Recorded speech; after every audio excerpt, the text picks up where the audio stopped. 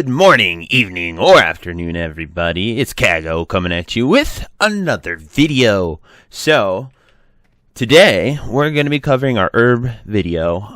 We're actually going to go to Felwood to see how well the Grom's Blood and the Plague Bloom farm can be there. But first off, I just wanted to show you guys how great last night was for me personally. We tried our first speed run of BWL. We were on par for probably 25 to 30 minute clear. It was going really, really good. I was impressed with everything we were doing. But on Evan Rock, one of our people accidentally hit his taunt button, taunted the dragon, and he flamed the entire raid. Unfortunate, it did suck, but, it was our first attempt, so it was really, really fun. We raid Thursday nights at 8 p.m. You can find me on Twitch TV/Kaghoegaming if you want to tune in and watch those. It was just really fun, really good experience. But most excitedly, after 37 weeks, we got a Mage Blade, and feels good to, have a weapon finally. It wasn't necessarily, we literally have gotten like 6 or 7 of them to drop in our raid. And it's just insane that it's taken that many kills to get it. And then I also got Choker of the Fire Lord, which means I am finally done with MC on this guy. Like, I don't have to do it. Obviously, I'm going to do it with my group. I'm just going to hop on my priest and go heal that, get some extra loot, as well as maybe even my warrior if I get that to 60. We're sitting at 51. But I just wanted to give you that quick update, guys, as well as the classic podcast that we're sort of looking into starting. I'm shooting for Tuesday. It will be live streamed, and I'm sort of working on the scene to set that up and just sort of have people come there and talk. So I'd love to see you guys. Probably Tuesday evening, 6 or 7 o'clock. We'll stream it on Twitch, and then we will upload the VOD to YouTube so you guys can tune in and go along with that. But anyway, guys, just a lot of news and stuff I wanted to talk about first. But without further ado, let's get into this herbing. So I will hop on my priest and see you then, guys. Whoop.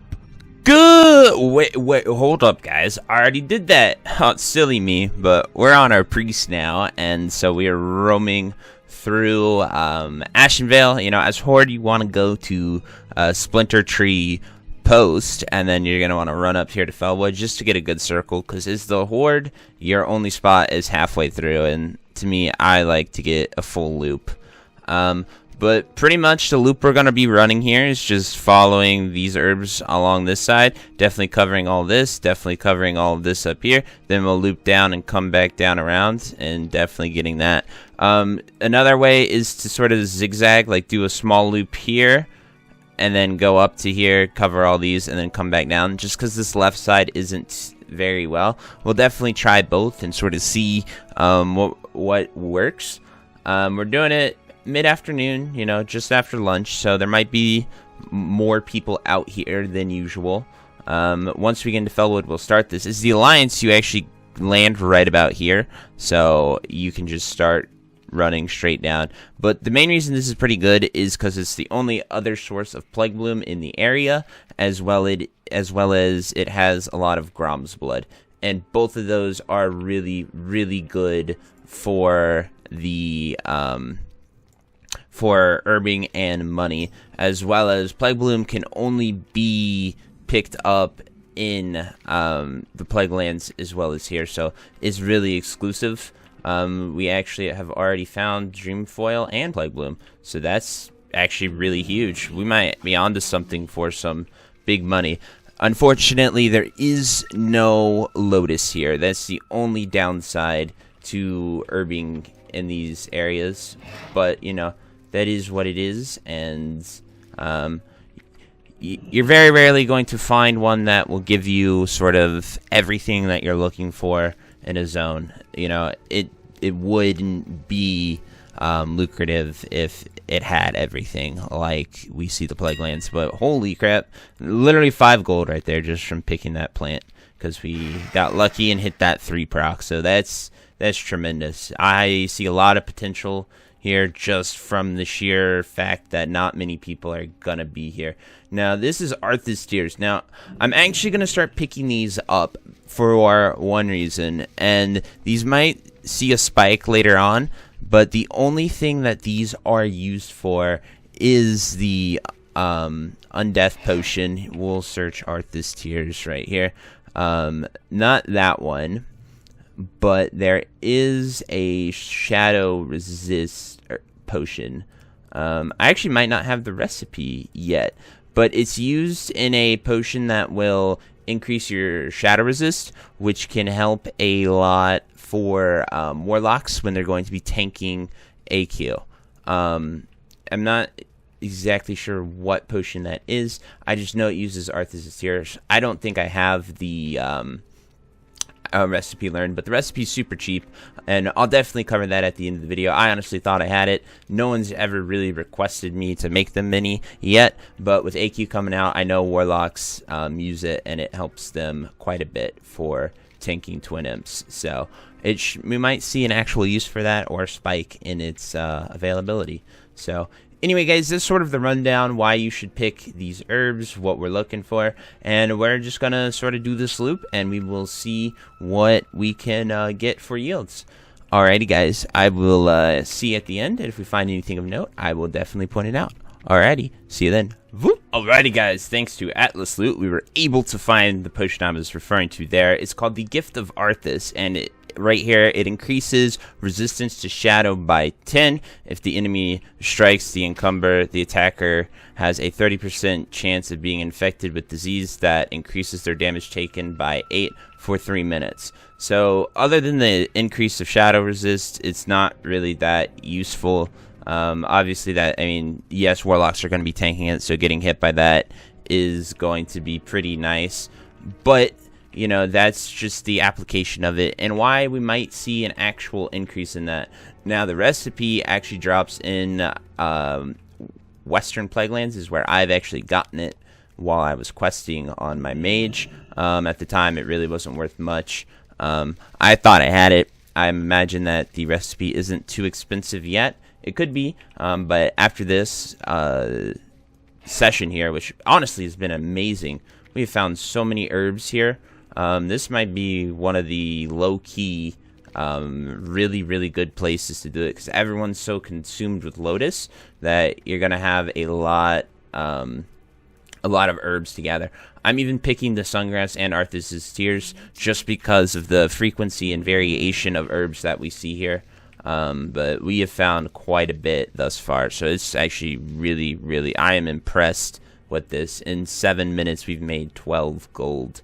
Like, this is blowing the other herbing spots out of the water right now.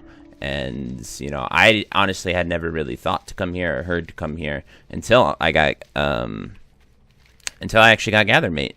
So I am very, very impressed with this thus far. Just wanted to give you that update, and we will see how well we're doing at the end, guys. Alrighty, see you then. So guys, this is just crazy. I came back here towards the Alliance camp, and we have a Flegbloom, a Grom's Blood, another Flegbloom, and a Mountain Silver Sage, just because there's really no Alliance here on our server. We're a very Horde-dominated one. So I guess no one comes over here to check out these herbs, but I would recommend they do ASAP. Like, there's just so many herbs over here. It's kind of crazy, and if on the opposite side, the Horde doesn't have one there. So if you're on a Horde dominant server, I'd come back here because, wow, 5 herb spawns just right there. We got 3 of them, and now we're going to jump over that route back up here and get this Grom's Blood, and I think there's a Plague Bloom there too. And voila. Okay, I guess the Plague Bloom isn't spawning. That was just the notification there, but still kind of insane. Seeing all those herbs, I'm glad I decided to come back here and get that. But holy crap, we're at 23 gold of herbs, guys, in just 10 minutes. That's mind-blowing to me, like straight up mind-blowing.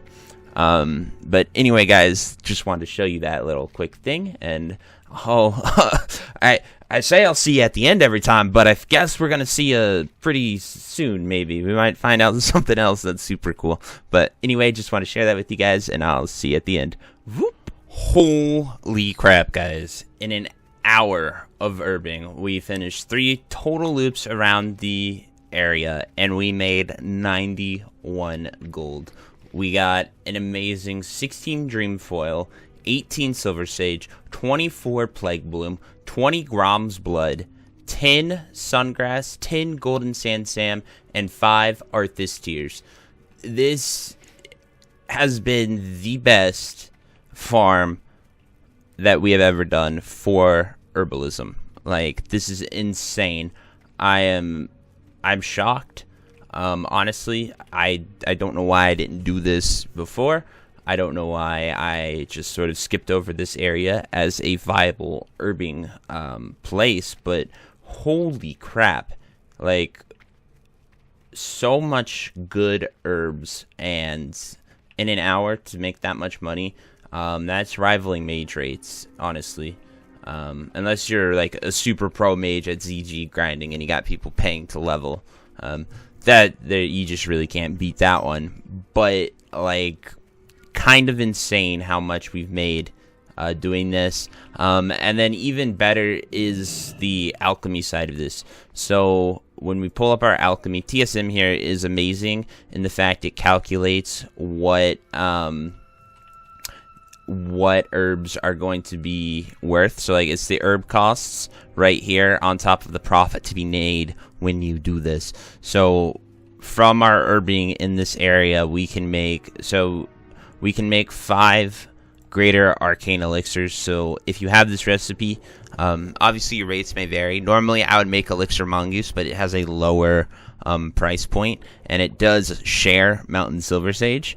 So we're going to make the 5 with the dream foil and silver sage, but we actually got quite a bit of silver sage to additionally make some more. So I actually have a little extra dream foil, so I'm gonna make 1 more, but that's 5 gold that we just added to our pocket from that.